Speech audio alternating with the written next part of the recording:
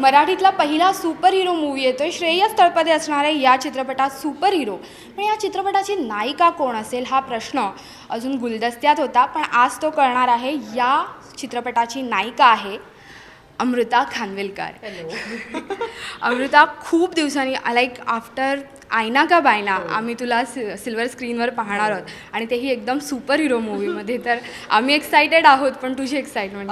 Wow, definitely आईना का बायना नंतर बाजी ही फिल्म येणं आणि त्यानंतर सगळं जमून येणं आणि मी त्या चित्रपटात काम करणं हे खूप मोठं सरप्राईज आहे. खूप हुश्शा असं आहे, पण मजा येते कारण श्रेयस तळपदे हे एक अत्यंत गुणी कलाकार आहेत. आणि म्हणजे मी असं मध्यंतरी असं खूप म्हणायचे, श्रेयसनी मराठी फिल्म करायला पाहिजे, परत श्रेयसनी मराठी फिल्म करायला पाहिजे, because everybody was really missing him. And I am so glad की त्यांनी बाजीसारखी ही स्क्रिप्ट निवडली. निखिल महाजनसारखा डिरेक्टर, सुहृद गोडबोल्डे आणि IME, Dar motion pictures, I mean you name it, सगळे आहेत इकडे. आणि you know when an entire एवढी मोठी टीम जेव्हा तुमच्या मागे काम करत असते आणि तुमच्यासाठी काम करत असते, तेव्हा सगळं चांगलंच होणार, सगळं बेस्टच होणार एवढ्याची खात्री मात्र नक्की असते.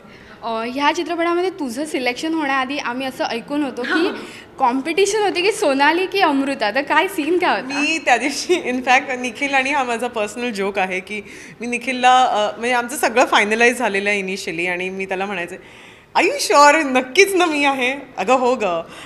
मग मी म्हटलं मग तू का मीडियामध्ये सांगत नाही? असंच माझा आत्ता मूड नाही आहे सांगायचा. So Nikhil you know is a very fun kind of a person की त्याला असं खूप आवडतं. मग त्यांनी मध्यंतरी कोणाला सांगितलेलं आम्ही नाही अमृता नाही करत आहे, आम्ही नवाच चेहरा पाहतोय.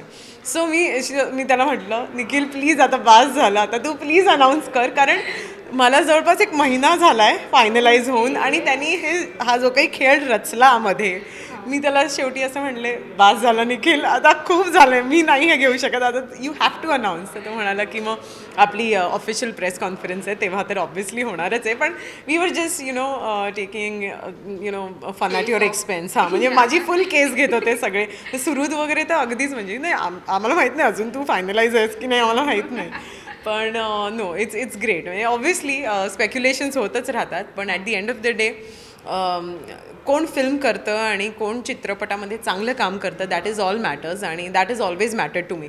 सो माझ्या आधी 10 लोकांना विचारलं गेलं असेल, माझ्या नंतर 10 लोकांना विचारलं जाईल, at the end of the day कोण फिल्म करतं इज मोस्ट इम्पॉर्टंट. आता सुपर हिरो मूवी आहे म्हटल्यावरती आम्ही एक्सपेक्ट करतोय की एक ग्लॅमराईज अशी अमृता खानविलकर असेल, तर अशीच एक काही ॲक्शन ॲक्ट्रेस म्हणून वगैरे? नाही, यु नो वॉट, इनफॅक्ट मी जेव्हा मला निखिलनी सांगितलं की असंच आहे, म्हटलं ओ रिअली, मग कुठला लारा क्रॉफ्ट लुक आहे का असा लुक आहे? तसं नाही, नो मेकअप लुक आहे, खूप सिम्पल मुलगी आहे ही गावातली.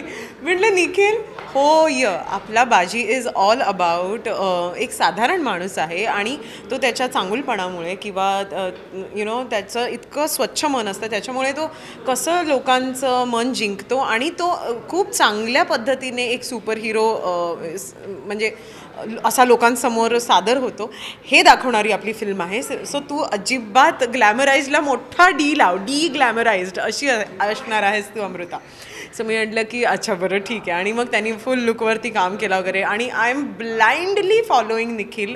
मग स्क्रिप्ट असो, डायलॉग्स असो, लुक असो, मी अजिबात काही का चू करत नाही. तो म्हणाला मला मेकअप नको आहे, तू सेटवर आलीस मी मेकअप आहे जा काढून ये असं सांगणार तुला. म्हटलं ओके ठीक आहे चालेल. किती मनावर किती मोठा दगड ठेवून हा नॉडी ग्लॅमर. मला असं वाटतं आईना का बायना नंतर if I waited for something, आणि बाजी त्यानंतर यु नो माझ्याकडे आली आहे, सो त्या काही ना काहीतरी खूप चांगलंच होणार आहे.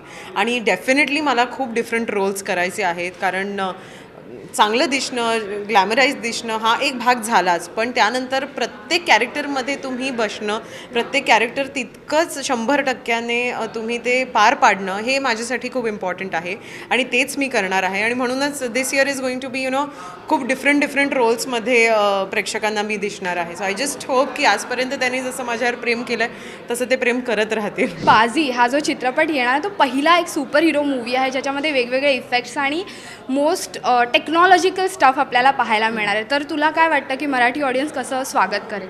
मला असं वाटतं की मराठी ऑडियन्स हे अत्यंत हुशार ऑडियन्स आहे, आणि आजपर्यंत त्यांनी प्रत्येक मराठी फिल्मला, प्रत्येक मराठी चित्रपटाला अत्यंत पॉझिटिव्हली रिस्पॉन्स दिलेला आहे. मग तो टाईमपाससारखा पिक्चर असो, दुनियादारी असो, नटरंग असो, शाळा असो, अत्यंत वेगवेगळ्या जॉनरमधल्या फिल्म्स त्यांनी खूप छान रीत्याने एक्सेप्ट केल्या, त्याला खूप पॉझिटिव्ह रिस्पॉन्स दिला आहे आणि बाजीचंही तसंच काहीतरी होणार आहे.